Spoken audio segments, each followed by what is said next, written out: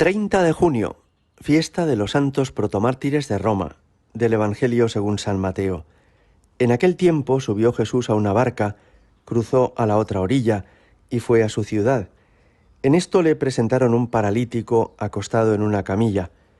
Viendo la fe que tenían, dijo al paralítico: «Ánimo, hijo, tus pecados te son perdonados». Algunos de los escribas se dijeron: «Este blasfema». Jesús, sabiendo lo que pensaban, les dijo: «¿Por qué pensáis mal en vuestros corazones? ¿Qué es más fácil decir: tus pecados te son perdonados, o decir: levántate y echa a andar? Pues para que veáis que el Hijo del Hombre tiene potestad en la tierra para perdonar pecados». Entonces dice al paralítico: «Ponte en pie, coge tu camilla y vete a tu casa». Se puso en pie y se fue a su casa. Al ver esto, la gente quedó sobrecogida y alababa a Dios, que da a los hombres tal potestad. Palabra del Señor. Después de la muerte y resurrección de Jesús, los apóstoles comenzaron a predicar en todas las direcciones desde Palestina, norte, sur, este, oeste, y llegaron hasta los confines de la tierra. El crecimiento de la Iglesia fue muy lento, porque apenas disponían de medios, pero aunque fuera lento, fue incesante. En cada ciudad, en cada colonia romana, comenzaba una pequeña comunidad de cristianos que al principio eran solamente unas pocas personas, más tarde unas pocas familias y con el paso de los años verdaderas multitudes. Una de las comunidades que fue más pujante fue la de Roma, la capital del Imperio Romano, donde varios miles de personas terminaron abrazando el cristianismo en las primeras décadas de nuestra era. San Pablo y San Pedro fueron martirizados y con ellos otras muchas personas. Esos son los que hoy celebramos, los protomártires, es decir, primeros testigos de Jesucristo en Roma. Se calcula que pudieron ser aproximadamente 900 las personas que fueron martirizadas en los años 60, 70 del siglo I, que coincide con la época de Nerón, aquel emperador desequilibrado que ordenó prender fuego a la ciudad para después acusar a los cristianos de haberlo hecho. Él lanza sobre los cristianos acusaciones que nos podrían parecer completamente absurdas, pero que estaban llenas de odio y de inquina contra ellos.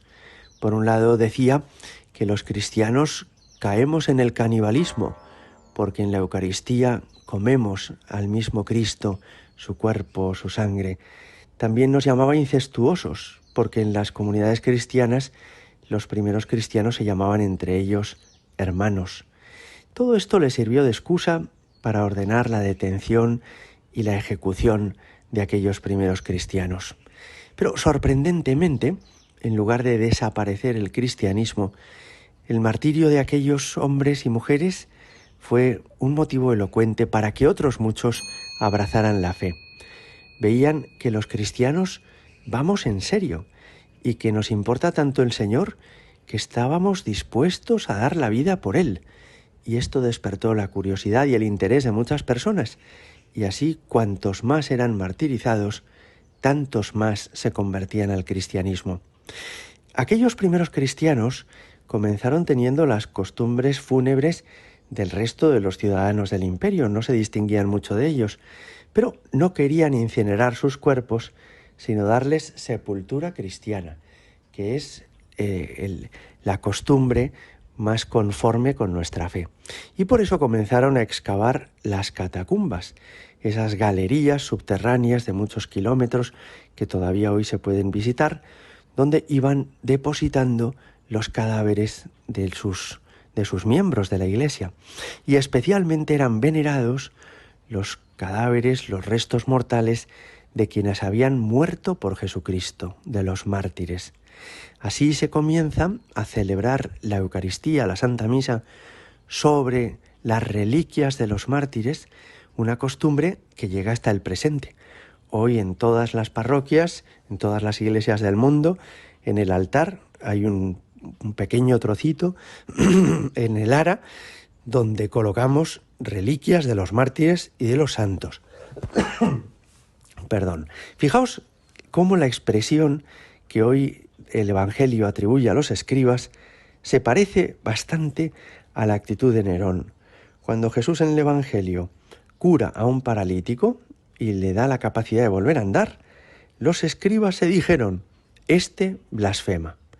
Qué sorprendente es, ¿verdad?, con lo fácil que sería asumir que ha ocurrido algo prodigioso, que esto es algo sorprendente, que no lo entendemos y que por tanto pues nos convendría tener más información.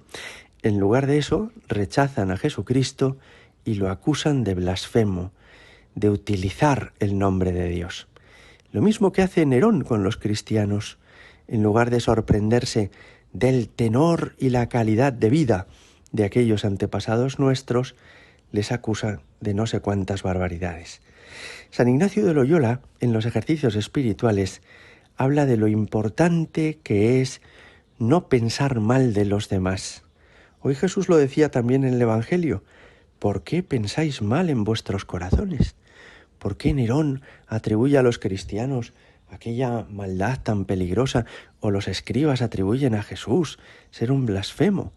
San Ignacio nos habla de salvar la proposición del prójimo, esto es, tratar siempre de pensar bien en los demás. Y cuando alguien haga algo o alguien diga algo, presuponer que lo hace con buena intención, que lo hace con un deseo de acertar. En el fondo, ser buenos para no atribuir maldad a los demás, no pensar que los demás actúan siempre con maldad, ¿verdad? Hoy le pedimos al Señor que, por un lado, nos haga tan dignos sucesores de los primeros cristianos como lo fueron ellos, y por otro lado, que no pensemos mal de los otros, sino que procuremos siempre salvar la proposición del prójimo, pensar bien siempre de los otros. Gloria al Padre, y al Hijo, y al Espíritu Santo, como era en el principio, ahora y siempre, y por los siglos de los siglos. Amén.